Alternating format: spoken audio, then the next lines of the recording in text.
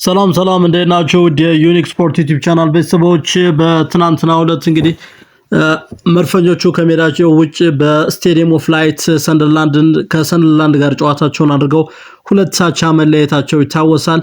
ምንም እንኳን ለመርፈኞቹ ቡካዮ ሳካና ሊያንድሮ ትሮዛርድ ሁለት ጎሎችን አስቆጥረው 2-1 እየመሩ የነበረ ቢሆንም በመጨረሻ ሰዓት ባለቀ ሰዓት በተቆጠረባቸው ጎል ሁለት አቻ ተለያይተው መርፈኞቹ ነጥብ የጣሉበትን 11ኛ ሳምንት የእንግሊዝ ፕሪሚየር ሊግ ጨዋታ ነበር የተመለከትነው።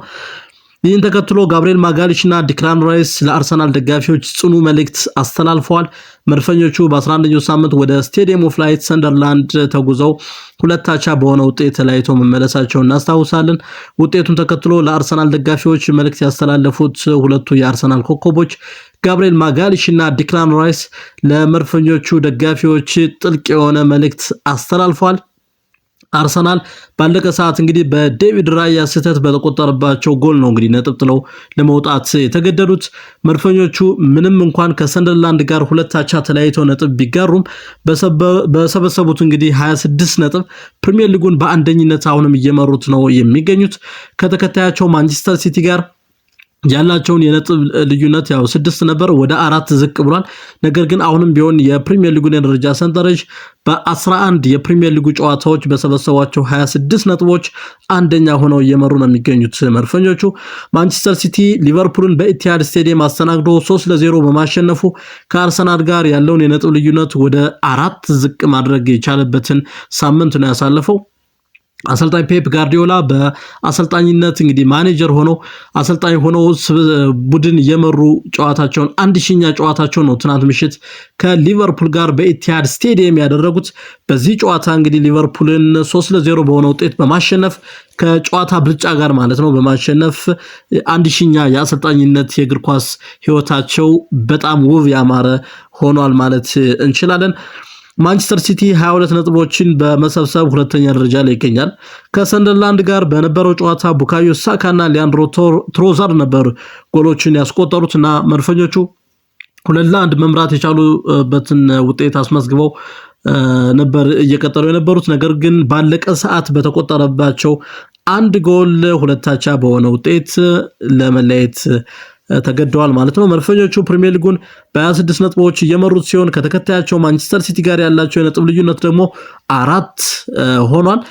ከየሀገራቸው ብሔራዊ ቡድን ጋር እንግዲህ ለኢንተርናሽናል ብሬክ የተቀላቀሉት የመርፈኞቹ ተጫዋቾች ጋብሪኤል ማጋሊሽና ዲክላን ራይስ ለመርፈኞቹ ደጋፊዎች መልእክታቸውን አስተላልፈዋል።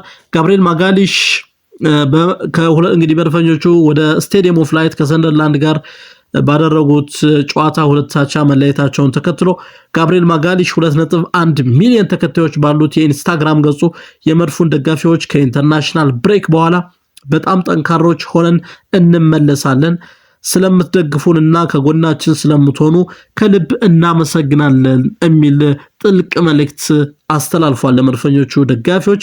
ጋብሪኤል ማጋሊሽ ከብራዚል ብሔራዊ ቡድን ስብስብ ጋር ተካቷል።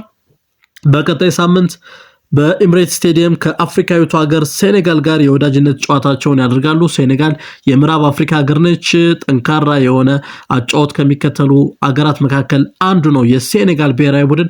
ስለሆነም በኢንተርናሽናል ብሬኩ የወዳጅነት ጨዋታውን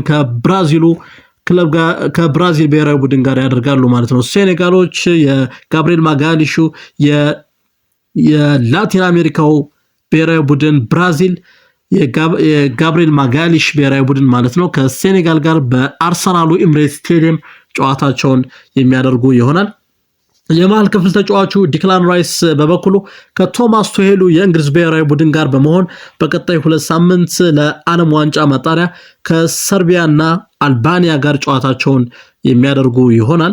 ዲክላን ራይስ በሶስቱ አንበሶች እንግሊዝ ብሔራዊ ቡድን ውስጥ ከሃሪኬን በመቀጠል ሁለተኛው የብሔራዊ ቡድኑ አምበል ሆኖ መሰየሙ ይታወቃል።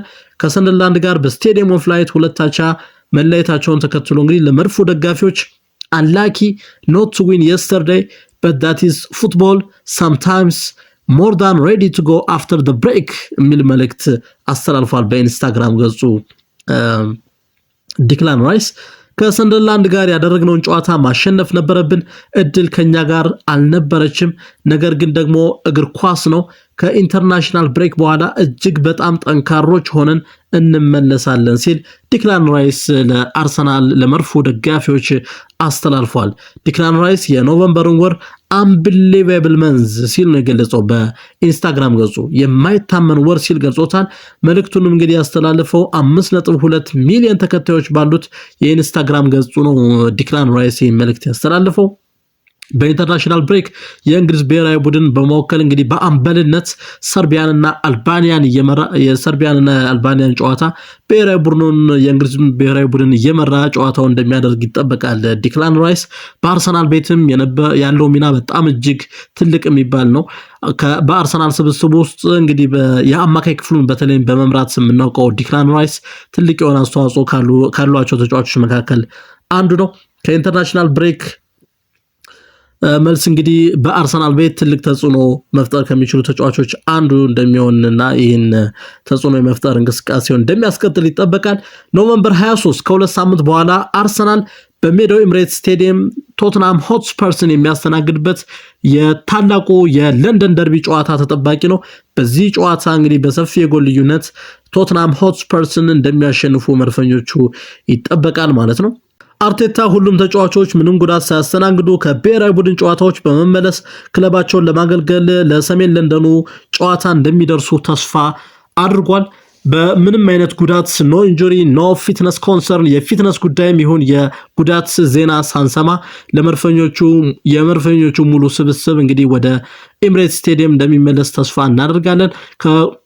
በጉዳት ያሉት እነ ማርቲን ኦዲጋርድ እንዲሁም ሌሎች ተጫዋቾች እነ ካይ ሃቨርትዝ ከጉዳት ተመልሰው እንዲሁም እነ ጋብሪኤል ማርቲኔሊ ከጉዳት ተመልሰው ለአርሰናሉ ስብስብ ትልቅ አስተዋጽኦ እንደሚያደርጉ ይጠበቃል።